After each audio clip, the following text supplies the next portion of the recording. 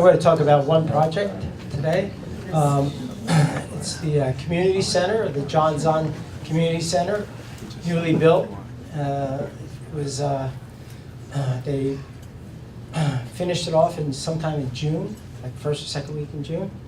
And we were planting this, we had lots of plants all together to plant this out, but we had to wait for the contract to finally resolve. But this garden came about through persistent effort of a couple of women, who who is here right today, Nancy Hazard, and so right over there, and as well as Nancy Bershoff, who was a major player, and Wisty Rohrbach as well, and Pat Lightman. This was a pose shot for a newspaper article. We got together to these folks. Nancy is on the left and Wisty on the right, along with Nancy Bershoff.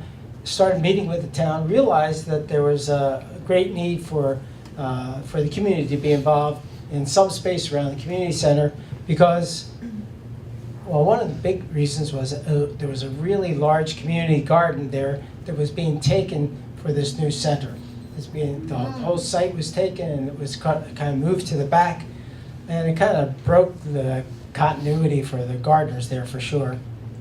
But I was so happy to be asked to be part of this, part of the crew, to try to assess whether we can do this, and then to come up with a design.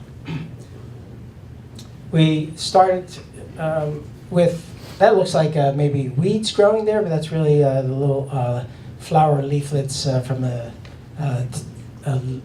European linden that's growing there. But the site looked very much like that before we put down mulch. And it was actually a compost mulch.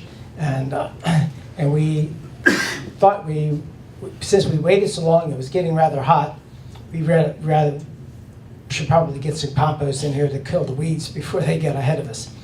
And we didn't really know quite how many people we were going to have to help on this project. We knew we wanted volunteers, but Nancy, who is the major shaker, major organizer, I would say, she actually funded all the plants and all the compost mulch and did a ton of work as well. Here she is setting out flags for plants that are going to be put into the ground by our volunteers.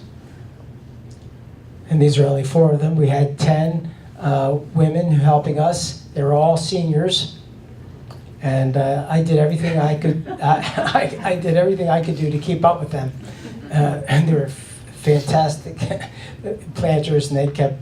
The design was rather complex, so it wasn't like planting 100 plants here and 100 plants there. The same thing. It was a lot of interweaving of different plant materials. Oh, by the way, I wanted to say that this project would never have gotten off the ground or done anything without these volunteers. They were phenomenal. So the garden has 5 different gardens within it. There's a woodland garden, which is in the shade here, where the plants are still trying to survive underneath the linden tree. We'll see if they can come back in the spring. They are there. They were at least a couple weeks in October. In a woodland edge garden, which is closer to the sidewalk that you see there. And then a formal garden, which is over to the right, which is using meadow plants in a more formal way. And then a meadow out in where all the sun is that you see there. And then what I call a heat island garden, urban heat island garden, which is the garden that's between the sidewalk and the street. All told, we have 72 species, both for sun and shade.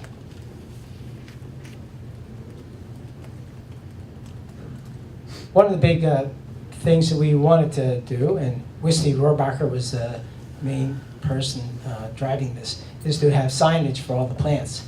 So she went out, as soon as the plants were in the ground and growing for about a week or so, she went out and she took pictures of them all, so that people next year would recognize them when we when the spring comes and we go about weeding the gardens.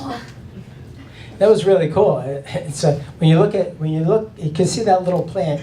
It's very valuable. UNH had on their website, their pollinator habitat restoration site, they showed all these tiny little plants once, and I think that inspired Wisty. But anyway, it's a very good tool for people walking by on the sidewalk, and it's a thrill, actually. There's one thing I want to back up to tell you about this one thing here I forgot.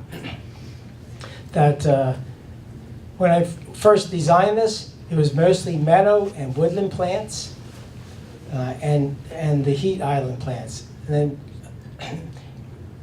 Nancy Bershoff called me up one day. She says, "Tom, I want you to come over and just look at the garden so we feel out the design and see, we have to do anything."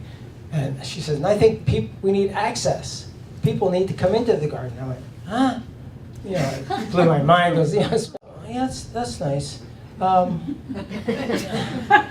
me show you what I had in mind." Okay, all right.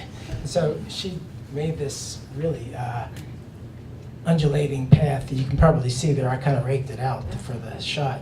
But anyway, that totally, it was amazing too. I felt really tight about the design. I felt like I spent so much time on it, and then all of a sudden it opened me up to a whole new thing. I really saw something totally different from that.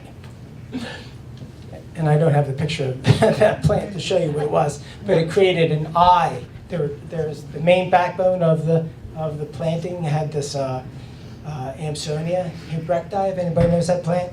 Beautiful, lovely plant. It was going to show out in the fall. It was going to show this brilliant yellow. So anyway, it intersected with another planting that had to be moved, and there was an eye created by the two curved paths. Well, I've been wanting to put this Thermopsis caroliniana. Does anybody know that? Carolina lupin. Phenomenal plant. Anyway, it was really blooming really early, and it grew really tall, like to 4 feet, and became like an eye magnet that along with the flags that were planted on the side of the road, became like something really super exciting to look at. And while everything else was trying to bloom, it was holding the space. Just another picture of this is just 1 year. A picture sometime in early October, I believe.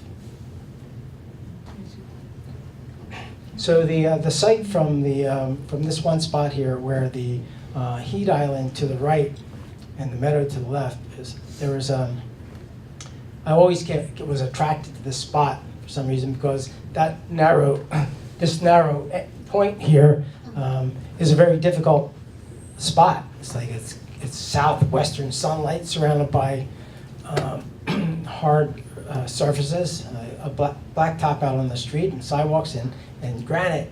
So it had to be some tough plants.